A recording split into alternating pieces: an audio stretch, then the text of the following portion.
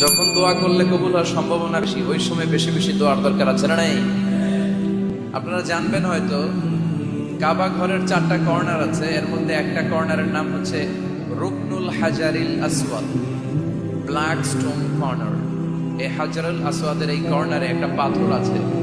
এই পাথরটাতে চুমু দেওয়ার জন্য লোকজন ধাক্কাধাক্কি করে। আপনারা যারা হজ উমরা গিয়েছেন দেখছেন না, সালাম ফিরানোর সময় ইমাম সাহেব যখন সালাম ফিরায় আসসালামু আলাইকুম রাহমাতুল্লাহ, পিছনে সব মুসল্লিরা দ্বিতীয় সালাম ইমামের আগে ফিরায় ফেলে। ওরাই দায়িত্ব নিয়ে কয় আসসালামু আলাইকুম রাহমাতুল্লাহ, নিজেরাই সালাম ফিরায়া চুমু দেওয়ার জন্য দৌড়। আছে না নাই? এই হাজারুল আসওয়াদে চুমু দেওয়ার কারণ হচ্ছে এই পাথরে চুমু দিলে যিনি চুমু দেয় তার গুনাহগুলো এই পাথর টেনে নেয়। এই হাজারুল আসওয়াদ পাথর আপনার পক্ষে সাক্ষী দিবে, এটাকে আল্লাহ ঠোঁট দিবে, মুখ দিবে, চোখ দিবে, আর আল্লাহর সামনে দাঁড়িয়ে কিয়ামতের দিন বলবে, আল্লাহ তোমার এই বান্দা তার 2 ঠোঁট দিয়ে আমাকে চুমু দিয়েছিল, এর জান্নাত না দেওয়া পর্যন্ত আমি এই পথকে ছাড়বো না। দাঁড়িয়ে থাকবে, সে সুপারিশ করবে। তা হাজারুল আসওয়াদের কর্নার আর কাবা ঘরের দরজা বাবুল কাবা আল মুশাররাফা, এর মাঝখানে একটা জায়গা আছে। এই জায়গাটার নাম মুলতাসাম। জায়গাটার নাম সবাই বলেন, আরো জোরে বলেন। মুলতাসাম, ইলতাসামা ইয়ালতাসিম। ইলতিসাম মানে লেগে থাকা।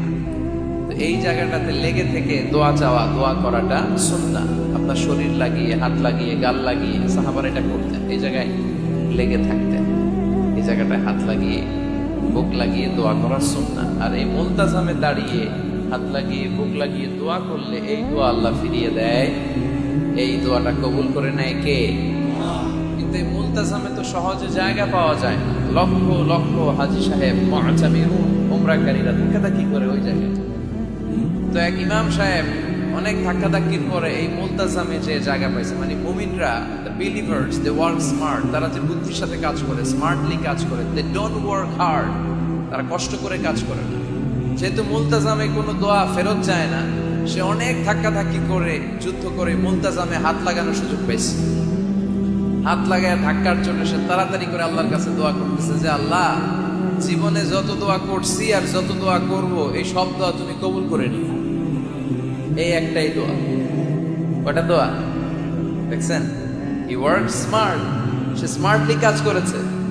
হি ডাজন্ট ওয়ার্ক হার্ড, সে কষ্ট করে ওদিকে ধাক্কাধাক্কির মধ্যে, আল্লাহ আমার গাড়ি দাও, বাড়ি দাও, নারী দাও, এটা লাগবে, ওইটা লাগবে, আমার অসুস্থতা, আমার শাশুড়ি অসুস্থ, আমার আম্মা অসুস্থ, এরে ভালো করো, এরে সম্পদ দাও, এরে দারিদ্রতা বিমোচন করো। এত কিছু এখানে করার সুযোগ নাই। ওইখানে ধাক্কাধাক্কি, ওখানে যুদ্ধ। এজন্য উনি বুদ্ধিমত্তার সাথে যেটা করেছেন, মুলতাজামে হাত লাগিয়ে টাচ করে উনি শুধু একটা কথা বলেছেন, আল্লাহ জীবনে যত দোয়া করেছিলাম আর যত কর্ম সব কবুল করে নাও। বুদ্ধি হয়েছেন একটা? এবার ওইখানে এই দোয়া যদি কবুল হয়ে যায়, এবার বাড়িতে এসে দোয়া শুরু। সুবহানাল্লাহ পড়েন। এজন্য মুমিনরা, they don't work hard, they work smart. তারা মেধাকে কাজে লাগায়, ঝুপ বসে কোপ মারে। যখন দোয়া করলে কবুল হয়, তখন দোয়া করার দরকার আছে না নাই?